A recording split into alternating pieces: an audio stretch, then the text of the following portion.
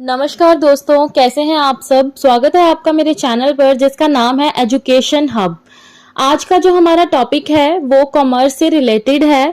Class 11th का वो chapter number 1 का टॉपिक है। इससे पहले भी मैं इसकी वीडियोस जो है वो डाल चुकी हूँ, लेकिन अगर आपने मेरी वो वीडियोस पहले नहीं देखी हैं तो वो पहले ज़रूर से देख लें, तभी आपको ये वीडियो जो है अच्छे तरीके से क्लियर होगी। और अगर आप मेरे चैनल पर पहली बार आए हैं तो मेरे चैनल को ज़रूर सब्सक्राइब करें, लाइक और शेयर करना बिल्कुल ना भूलें।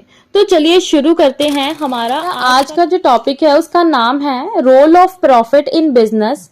Can profit be the sole objective of the business? Business risk, it's nature and causes. Role of profit in business, कि प्रॉफिट का बिजनेस में क्या रोल है, ठीक है, क्यों चाहिए होता है प्रॉफिट हमें। ठीक है, एक आपको सामने जो स्लाइड दिख रही है उसमें आपको सारे पॉइंट्स दिख रहे हैं, 1 बाय 1 हम सारे डिस्कस करेंगे। ठीक है, तो चलिए स्टार्ट आता है हमारा सर्वाइवल। ठीक है, सर्वाइवल क्या है कि हमें अपने बिजनेस में सर्वाइव करने के लिए प्रॉफिट्स की जरूरत होती है। अगर मैं सिंपल वर्ड्स में आपको कहूं तो आप सभी को पता है कि हम बिजनेस क्यों करते हैं। अगर आप भी कोई बिजनेस शुरू करने लगे हो तो आप बिजनेस क्यों शुरू करोगे, उसका रीजन क्या होगा। ठीक है, आपने क्या करना होता है, प्रॉफिट अर्न करना होता है। ठीक है, अगर आप प्रॉफिट अर्न करोगे तभी आप आगे बढ़ पाओगे बिजनेस में, लेकिन अगर आपका बिजनेस बार बार लॉस में जाएगा तो आप कभी भी आगे नहीं बढ़ पाओगे। सो बिजनेस को सरवाइव करने के लिए, ठीक है, कॉम्पिटिटिव मार्केट में सरवाइव करने के लिए क्या करना, सर्वाइवल के लिए जो प्रॉफिट है वो बहुत ही ज्यादा क्या है, जरूरी होता है। ठीक है, बिजनेस को लॉन्ग रन में रन करने के लिए। ठीक है, और जो हमारे पुराने एसेट्स हैं उनको न्यू एसेट्स में चेंज करने के लिए, रिप्लेस करने के लिए भी प्रॉफिट की जरूरत होती है। ठीक है, और बिजनेस में आपको पता है बहुत तरीके के रिस्क होते हैं जो हम आगे चल के डिस्कस करेंगे। वो सारे रिस्क भी हम जो प्रॉफिट है उससे क्या कर सकते हैं, कवर अप कर सकते हैं। सो ओवरऑल जो प्रॉफिट है उसका बिजनेस के सर्वाइवल में बहुत ही ज्यादा क्या है, इंपॉर्टेंट रोल है। Without profit a business can not survive in the competitive market. So next आता है हमारा इंसेंटिव। इंसेंटिव क्या है कि अब जो भी हमारे बिजनेस में लोग काम कर रहे हैं, जो भी पर्सन्स हमारे बिजनेस से जुड़े हैं, या फिर जो भी हमारे एंटरप्रेन्योर्स, जो भी हमारे शेयर होल्डर्स हैं जिन्होंने हमारे बिजनेस में इन्वेस्ट किया है। ठीक है, अब जो लोग काम करते हैं हमारे बिजनेस में, हमारे बिजनेस के साथ जुड़े हैं, ठीक है, उनको भी उम्मीद होती है भी कि उनको क्या चाहिए होता है, रिटर्न चाहिए होता है। ठीक है, तो वो रिटर्न कैसे मिलेगा, जो लोग एम्प्लॉयज काम कर रहे हैं उनको आप सैलरीज दे सकते हो, वर्कर्स को वेजेस प्रोवाइड करते हो, आप वो तभी दे सकते हो अगर आपके पास प्रॉफिट जनरेट हो रहे हैं। जो शेयर होल्डर्स हैं उनको डिविडेंड दे सकते हो टाइम टू टाइम, और अच्छे डिविडेंड दे सकते हो, ताकि उनको क्या है कि नेक्स्ट स्लाइड, नेक्स्ट हमारा जो रोल आता है वो है मेजर ऑफ एफिशिएंसी। ठीक है, अब हमारा बिजनेस कितने अच्छी तरीके से काम कर रहा है, उसको कितना ज्यादा एफिशिएंट है, उसकी परफॉर्मेंस को हम कैसे मेजर कर सकते हैं, थ्रू द प्रॉफिट्स, कि कितने ज्यादा प्रॉफिट्स अर्न करने हैं। अगर हम बहुत ज्यादा प्रॉफिट अर्न कर रहे हैं दैट मीन्स कि हमारी जो मैनेजमेंट है वो बहुत ही ज्यादा एफिशिएंट है, बहुत ही ज्यादा अच्छी तरीके से काम कर रही है। लेकिन अगर हमारे प्रॉफिट जो लोअर है या इनसफिशिएंट है, इसका मतलब क्या है कि मैनेजमेंट भी जो है वो अच्छी तरीके से काम नहीं कर रही है, वो भी क्या है, इनएफिशिएंट है।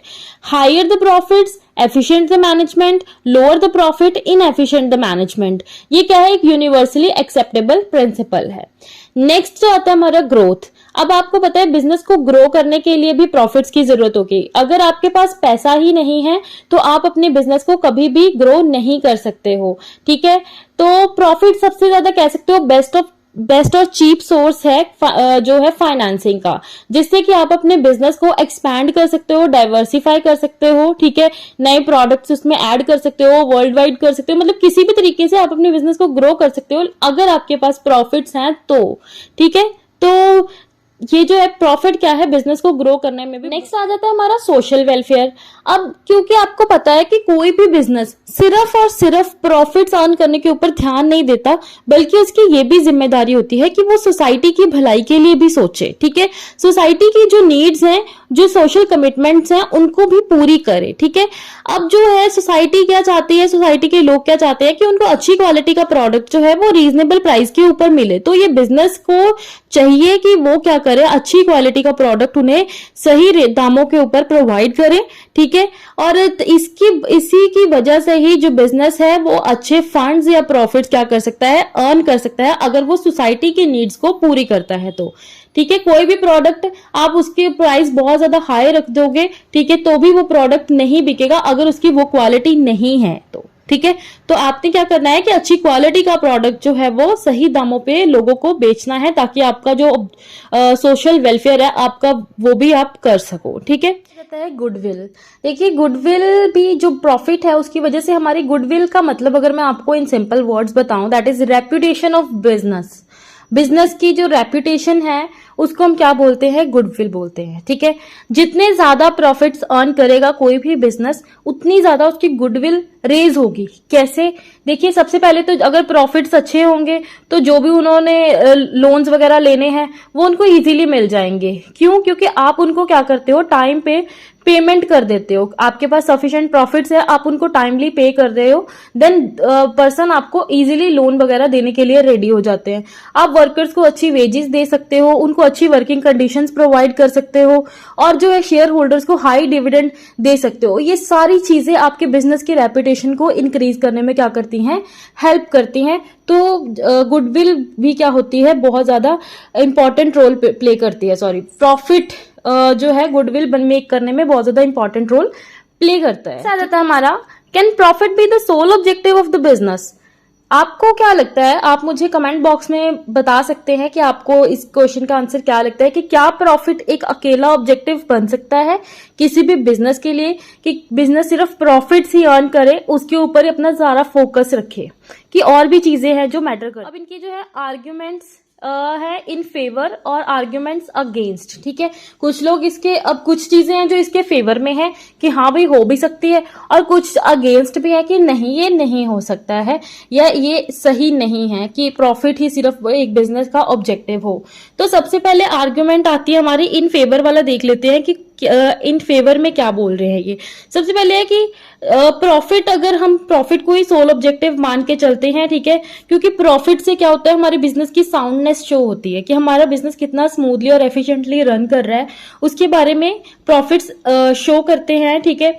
उसके बाद है, अगर प्रॉफिट्स होंगे तो हमारे पास सफिशिएंट फंड्स होते हैं कि हम सोसाइटी के वेलफेयर के लिए सोच सके, ठीक है। उसके बाद है, अपने बिजनेस के एक्सपेंशन और ग्रोथ के लिए भी हमारे पास प्रॉपर फाइनेंस अवेलेबल होते हैं अगर हमारे पास अच्छे प्रॉफिट्स अवेलेबल हैं। तो अगर हमारे पास अच्छे प्रॉफिट्स हैं तो हम अपने शेयर होल्डर्स को, इन्वेस्टर्स को अच्छे डिविडेंड्स प्रोवाइड कर सकते हैं उनको, ठीक है। उसके बाद अपनी जो भी एसेट्स हैं उनकी जो है एफिशिएंसी को इंक्रीज कर सकते हैं, ठीक है, उसके यूजेज को अच्छी तरीके से उसको यूज कर सकते हैं। उसके बाद है हमारा कि अगर प्रॉफिट होता है तो हमारी जो है बिजनेस की जो है रेपुटेशन जो है मार्केट में इंक्रीज हो जाती है, गुडविल जो है इंक्रीज हो जाती है। तो ये तो सारे थे फेवर में, कि अगर हम सिर्फ प्रॉफिट को ही ध्यान में रख के चलते हैं, किसी और चीज को ना ध्यान देते हुए, ये सारी चीजें जो है इन फेवर है। अब अगेंस्ट क्या है? सबसे पहले आ जाती है करप्ट प्रैक्टिसेस, ठीक है। अपने, अब जब कोई बिजनेसमैन ऐसे होते हैं भी अपने प्रॉफिट्स को मैक्सिमाइज करने के लिए कुछ अनफेयर ट्रेड प्रैक्टिस करते हैं, करप्ट प्रैक्टिसेस करते हैं, ठीक है। मींस ये क्या करते हैं कि धोखा वगैरह करते हैं लोगों के साथ, ठीक है। तो सिर्फ प्रॉफिट करने के लिए वो क्या करते हैं, करप्ट प्रैक्टिसेस करते हैं। नेक्स्ट आती है एक्सप्लॉयटेशन। अपने प्रॉफिट्स को इंक्रीज करने के लिए जो बिजनेसमैन है अपने वर्कर्स और कस्टमर दोनों को क्या करता है, एक्सप्लॉइट करता है, ठीक है। वर्कर्स को कैसे एक्सप्लॉइट करते हैं, भी उनसे ज्यादा काम करवा के उनको कम वेजेस दी, ठीक है। कंज्यूमर को जो है ज्यादा प्राइसेस चार्ज करके बिल्कुल लो क्वालिटी का प्रोडक्ट दे दिया, दैट इज कॉल्ड एक्सप्लॉयटेशन, ठीक है। नेक्स्ट आती है हमारी सोशल इनइक्वालिटी, ठीक है। प्रॉफिट मैक्सिमाइजेशन सिर्फ किसकी, प्रॉफिट मैक्सिमाइजेशन हम लेकर जाता है इनइक्वालिटी की तरफ, सोसाइटी में इनइक्वालिटी लेकर आनी है, ठीक है। इनइक्वालिटी आ जाएगी इससे, अगर हम सिर्फ प्रॉफिट को ही ध्यान में रखते हैं तो इससे क्या होगा, रिच पीपल और ज्यादा रिच हो जाएंगे और पुअर पीपल और ज्यादा क्या हो जाएंगे, पुअर हो जाएंगे। क्योंकि जो रिच पीपल है उसके पास बिजनेस है, वो और ज्यादा पैसा कमाएगा, और जो पुअर पीपल है उनको एक्सप्लॉइट करेगा, उनको कम वेजेस देगा, तो पुअर और पुअर होते जाएंगे और रिच जो है वो और ज्यादा क्या होता जाएगा, रिच होता जाएगा। ये हमारी सोसाइटी के वीकर सेक्शन के लिए बिल्कुल भी सही चीज नहीं है। नेक्स्ट है लोअर ह्यूमन वैल्यूज। अब ऑब्वियसली अगर सिंपल बात है, आपको पैसे को ज्यादा मायने नहीं देने हैं, आपको किसको मायने देने हैं, ह्यूमन बींग्स को, ठीक है। ह्यूमन बींग्स इंपॉर्टेंट है, सोसाइटी इंपॉर्टेंट है रेदर देन द प्रॉफिट्स। अपने प्रॉफिट्स को मैक्सिमाइज करो, ठीक है भाई, जरूरी है, प्रॉफिट मैक्सिमाइज नहीं करेंगे तो बाकी चीजें कैसे रन करेंगे। लेकिन कस्टमर्स को ध्यान में रखते हुए, सोसाइटी को ध्यान में रखते हुए कि उनको कोई हार्म नहीं होना चाहिए, ठीक है। तो ये क्या करती है, इसे कंक्लूड करेंगे तो हमें यहाँ पे इतना तो पता चल चुका है कि जो प्रॉफिट है वो किसी भी बिजनेस की सक्सेस के लिए, किसी भी बिजनेस की ग्रोथ के लिए, एक्सपेंशन के लिए, डाइवर्सिफिकेशन के लिए बहुत ज्यादा जरूरी है, लेकिन not on the cost of workers and general public. General public को और वर्कर्स को दाव पे लगा के नहीं हम प्रॉफिट्स अर्न करेंगे। हमें अपनी सोशल रिस्पॉन्सिबिलिटीज भी देखनी है, क्योंकि हर बिजनेस की कोई ना कोई सोशल रिस्पॉन्सिबिलिटी होती है, ठीक है। अगर वो एम्प्लॉयज को, अपने एम्प्लॉयज को, वर्कर्स को, कस्टमर को खुश रखेंगे तभी तो वो आगे बिजनेस को ग्रो कर पाएंगे, ठीक है। अगर उनको मतलब अगर उनको अच्छी वेजेस नहीं देंगे, अच्छी सैलरीज नहीं देंगे, बोनस और अलाउंस नहीं देंगे, ठीक है, तो वर्कर्स भी जो है अच्छी तरीके से काम नहीं करेंगे या आउटपुट इतनी अच्छी नहीं आएगी। तो ये सारी बिजनेस की रिस्पॉन्सिबिलिटी होती है, कह लो कि एम्प्लॉयज को अच्छी वेजेस, सैलरीज देनी, उनको टाइम टू टाइम बोनस देना, अलाउंस देना, उनको अच्छी वर्किंग कंडीशन प्रोवाइड करना, ठीक है, उनकी नीड्स को फुलफिल करना, और कस्टमर को अच्छी क्वालिटी का प्रोडक्ट रीजनेबल रेट में प्रोवाइड करना, ताकि सोसाइटी की नीड और वांट को क्या कर सके, बिजनेस सेटिस्फाई कर सके, ठीक है। ये सारी चीजें जरूरी होती हैं, लेकिन अगर हम ज्यादा ध्यान देते हैं प्रॉफिट्स के ऊपर, तो अगर प्रॉफिट के ऊपर ज्यादा ध्यान दे रहे हैं, that means there is always exploitation, ठीक है। वहां पे हमारा बिजनेस रिस्क। अब बिजनेस रिस्क क्या होता है, ठीक है, आपको पता है बच्चे, बिजनेस में हमेशा रिस्क होता है, always, from the very starting, ठीक है। आप कोई भी बिजनेस ले लो, अगर आप आज भी सोचते हो ना, अभी सोच रहे हो कि आप हमें कोई बिजनेस शुरू करना है, चाहे आप छोटा बिजनेस सोचो, बड़ा सोचो, चाहे मीडियम सोचो, जैसा मर्जी सोचो, आपके बिजनेस में हमेशा रिस्क होता है। क्योंकि रिस्क क्यों होगा, क्योंकि फ्यूचर अनसर्टेन है, हमें नहीं पता कि फ्यूचर में क्या होने वाला है, अगले ही पल, अगले ही घंटे में क्या हो जाए, ये चीजें हमें नहीं पता है। जब आप बिजनेस भी स्टार्ट करते हो उसमें भी बहुत तरीके के रिस्क होते हैं, भी कोई आपका प्रोडक्ट पसंद आएगा या नहीं आएगा, सेल होगी नहीं होगी, आप मार्केट में स्टैंड कर पाओगे नहीं कर पाओगे, ठीक है, और भी बाकी जैसे कंपटीशन होता है या फिर टेक्नोलॉजिकल चेंजेस, ये सारी चीजें जो है बिजनेस रिस्क में आती हैं, ठीक है। ये जो रिस्क होता है ये क्यों आता है, ये आता है इकोनॉमिकल चेंजेस की वजह से, कंपटीशन की वजह से, नेचुरल क्लाइमेटीज की वजह से, टेक्नोलॉजिकल चेंजेस की वजह से जो ये रिस्क होता है, अराइज होता है, ठीक है। लेकिन जो बिजनेसमैन होता है उसको जो भी डिसीजन मेकिंग करनी है वो फ्यूचर को ध्यान में रखते हुए करनी है, ठीक है, फ्यूचर को ध्यान में रखते हुए करनी है, ताकि अगर बाय चांस फ्यूचर में कोई चीज हो भी जाती है तो उसको कुछ हद तक वो कम कर सके, ठीक है। अब एक चीज मैं आपको बता दूं, मैंने यहाँ पे हाईलाइट किया हुआ है कि रिस्क को हम मिनिमाइज तो कर सकते हैं, ठीक है, रिस्क में भी minimized, but only up to some extent, कुछ एक्सटेंट तक हम उसको मिनिमाइज कर सकते हैं। लेकिन अगर हम कहें कि उसको पूरी तरीके से खत्म कर दें तो पूरी तरीके से हम उसे कभी भी खत्म नहीं कर सकते, अवॉइड नहीं कर सकते, ठीक है। रिस्क में be minimized up to some extent but can not be avoided, इसको हम अवॉइड नहीं कर सकते। Nature of business risk, nature of business risk देखिए, जो रिस्क का नेचर कैसा होता है बिजनेस रिस्क, सबसे पहले है रिस्क कैन बी रिड्यूस्ड। अब यहाँ पे है रिस्क, हम बिजनेस को क्या कर रिस्क को क्या कर सकते हैं, रिड्यूस कर सकते हैं इन द बिजनेस। जैसे कि अब आप जो है मार्केट में, आप कोई भी एग्जांपल दे रही हूँ, आप जो है सामान एक जगह से दूसरी जगह पर पहुंचा रहे हो, ठीक है, आपका सामान, आपको ये रिस्क होता है भी कि रास्ते में जाते हुए मेरा सामान फाइनल डेस्टिनेशन तक पहुंचेगा या नहीं पहुंचेगा, रास्ते में कोई एक्सीडेंट ना हो जाए, कुछ ना हो जाए, उस चीज को आप चेंज नहीं कर सकते, लेकिन आप उसको क्या कर सकते हो, कम कर सकते हो, उसकी इंश्योरेंस करवा के, सामान की इंश्योरेंस करवाओ। अगर तो आपका सामान सही तरीके से पहुंच गया तब तो वेल एंड गुड है, लेकिन अगर नहीं पहुंचा, भगवान अगर रास्ते में कोई अनसर्टेनिटी हो जाए, ठीक है, तो उसकी वजह से आपका जो काफी हद तक रिस्क जो है वो कवर हो जाएगा, आपका जितना लॉस होगा वो कवर हो जाएगा, या मतलब कि कम हो जाएगा, आपका जितना भी नुकसान हुआ है वो सारी उसकी भरपाई हो जाएगी कुछ हद तक। तो आप उसको क्या कर सकते हो, रिड्यूस कर सकते हो। नेक्स्ट है रिस्क इज अनअवॉइडेबल, आप इसको पूरी तरीके से अवॉइड नहीं कर सकते, आप इसको ये नहीं भी छोड़ दो, ठीक है पहुंच गई तो ठीक है, नहीं तो नाजी, ऐसे नहीं कर सकते। आप बिजनेस कर रहे हो, आपको हर चीज को ध्यान में रखना है, आप इसको पूरी तरीके से अवॉइड नहीं कर सकते।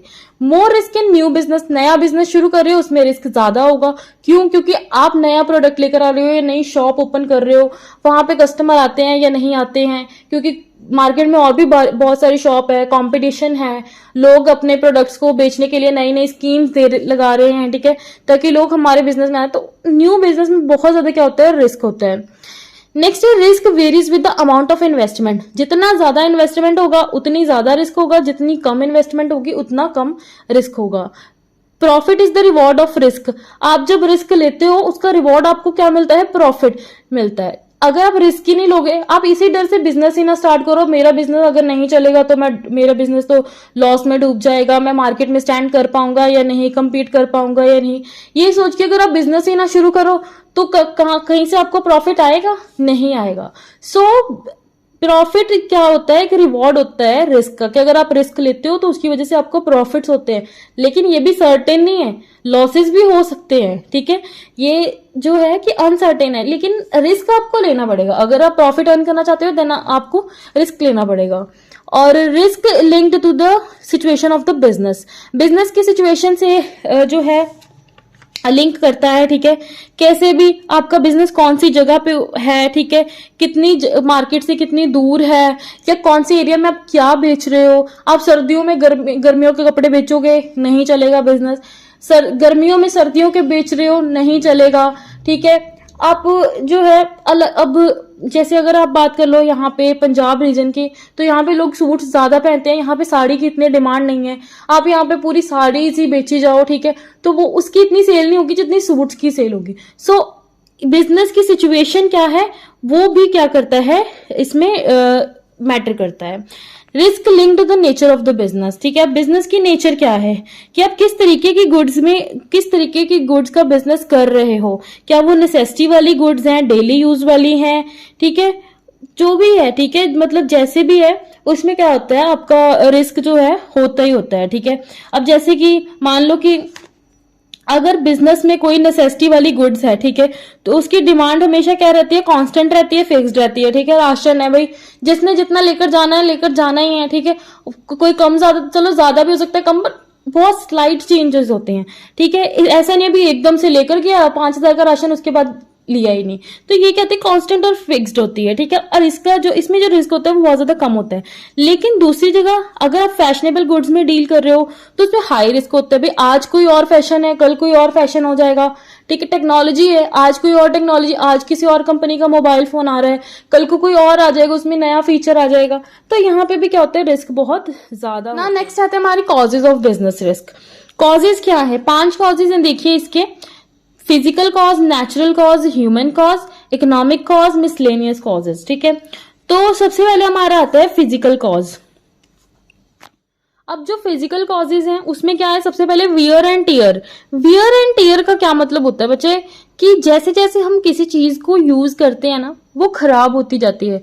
आप आज कोई स्कूटी न्यू निकलवा के लाए हो, ठीक है, एजेंसी से निकलवा के लाए हो, आप उसको चाहे चलाओ चाहे ना चलाओ, आप उसको 2 दिन बाद बेचो, आप अगर 1 लाख की लाए हो कल को वो 80 की बिकेगी, वो डेप्रिशिएट हो जाती है उसकी वैल्यू, ठीक है। उसकी वैल्यू क्या हो जाती है, कम हो जाती है। मीन्स अगर आप कोई भी मशीनरी या कोई भी इक्विपमेंट खरीदते हो तो उसके ऊपर एक पर्टिकुलर टाइम पीरियड के बाद क्या है, डेप्रिसिएशन चार्ज होने लगती है, या जैसे जैसे हम उस चीज को यूज करते हैं उसकी वैल्यू जो है वो कम होती जाती है।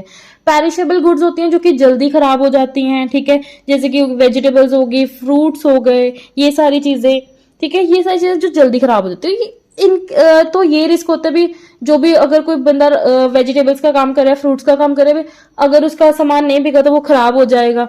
और जैसे जैसे आप मशीनरी और इक्विपमेंट्स यूज कर रहे हो अपने बिजनेस में, उसकी भी वैल्यू क्या होती जाती है, कम होती जाती है। तो ये फिजिकल कॉज में आता है।